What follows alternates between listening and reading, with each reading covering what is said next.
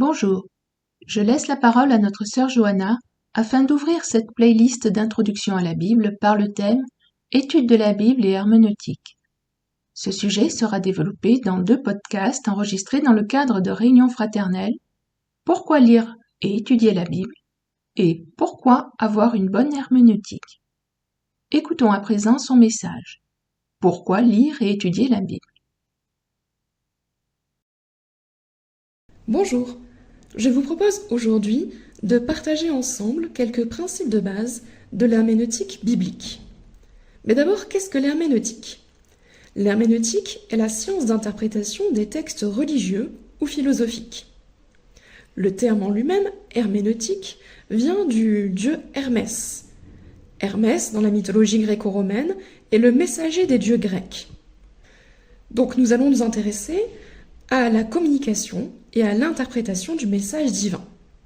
L'herméneutique biblique, spécifiquement, est l'ensemble des règles permettant de bien interpréter la Bible. Et nous verrons ensemble que la principale règle de l'herméneutique, la première règle la plus importante, est la remise en contexte du passage étudié. Avant de nous poser pour voir les différentes règles de l'herméneutique, je vous propose de répondre à une première question cruciale. Pourquoi lire et étudier la Bible? Pour répondre à cette question, nous nous pencherons ensemble sur la première épître de Jean, que je vous invite à lire ou à relire pour l'avoir bien en tête. Regardons d'abord les principaux thèmes de cette épître. Dans cette épître, nous voyons ce que Dieu est, notamment amour, lumière et vie abondante. Ceci en contraste avec ce que Dieu n'est pas, à savoir le péché et le manque d'amour. Nous voyons également, comme thème important dans cette épître, que Dieu nous est révélé par le Fils et par la parole avec un grand P, qui est elle aussi, quelque part, le Fils. On voit dans cette épître que quand on reçoit Jésus, on reçoit une nouvelle identité. On entre dans la connaissance de qui est Dieu et ainsi dans la communion avec lui. Cette communion nous donne la vie éternelle et abondante et elle nous transforme, puisque ainsi nous sommes rendus capables d'aimer, de nous abstenir de péché et de vaincre le monde. Selon moi, un verset clé de cette épître se trouve en 1 Jean, chapitre 5, verset 1.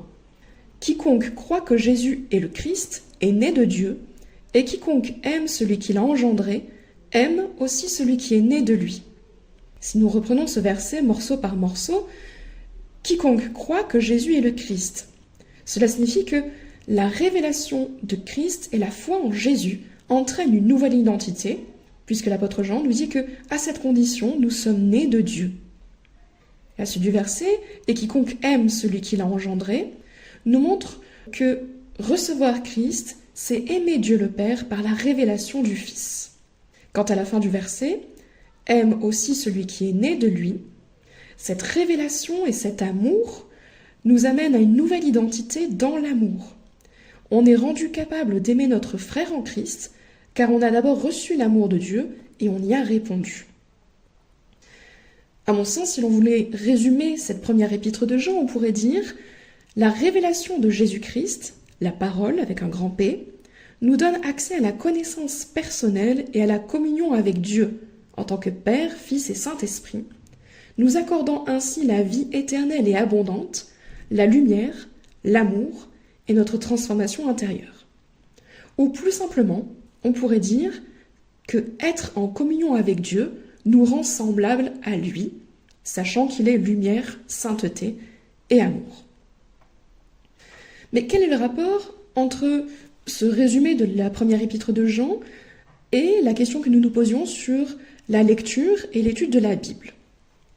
Pour cela, je vous invite à prendre le premier chapitre de 1 Jean au verset 1 à 3. Il est question de ce qui était dès le commencement.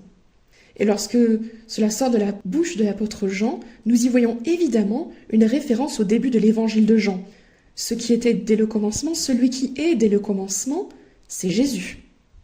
Ensuite, l'apôtre Jean continue ainsi, ce que nous avons entendu, ce que nous avons vu, ce que nous avons contemplé et que nos mains ont touché. Il s'agit ici d'une référence aux 3 années où Jean, parmi les 12 disciples du Christ, a suivi le ministère de Jésus. Il s'agit aussi de son témoignage dans l'évangile de Jean.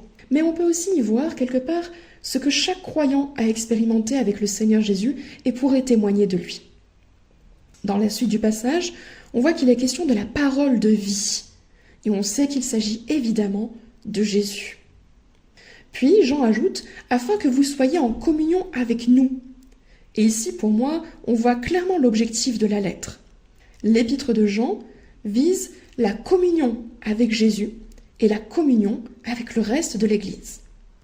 Et c'est d'ailleurs ce qui revient juste après dans la phrase suivante « Or notre communion est avec le Père et avec son Fils Jésus-Christ ».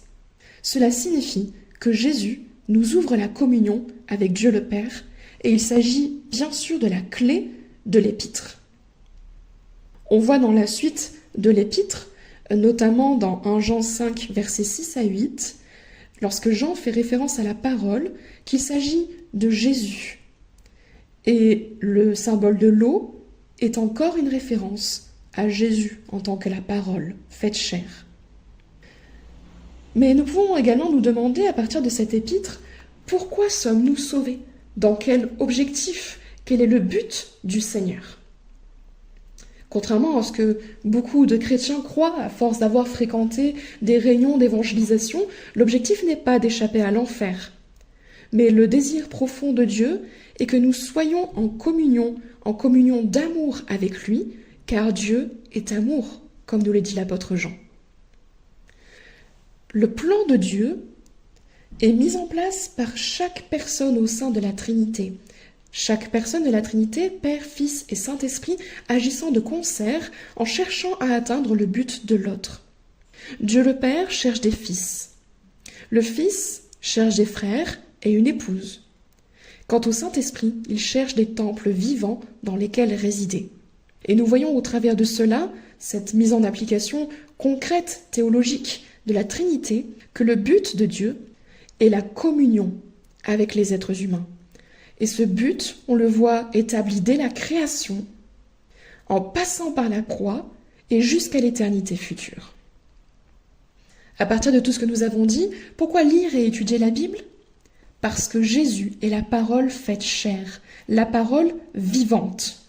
Et nous voyons que toute la Bible révèle progressivement qui est Dieu et pointe vers le Christ. On le voit dans les divers noms de Dieu dans l'Ancien Testament. On le voit dans les plus de 300 prophéties de l'Ancien Testament que Jésus accomplit dans les évangiles. Lire la Bible, c'est donc chercher la communion avec Dieu. Étudier la Bible, c'est étudier la révélation de Jésus et de Dieu au travers de Jésus-Christ. Il s'agit donc d'aspirer à une révélation plus grande de qui est Dieu afin d'être davantage en communion avec lui. Et je suis persuadée qu'il n'existe pas dans notre vie chrétienne de vérité spirituelle plus haute et plus importante que celle que nous venons d'énumérer, aspirer à une révélation toujours plus grande de qui est Dieu afin d'être en communion avec lui. Il n'y a rien de meilleur que de le connaître personnellement de plus en plus. Merci à notre sœur pour ce premier approfondissement. Elle poursuivra sur ce thème étude de la Bible et herméneutique dans le prochain podcast. Pourquoi avoir une bonne herméneutique ?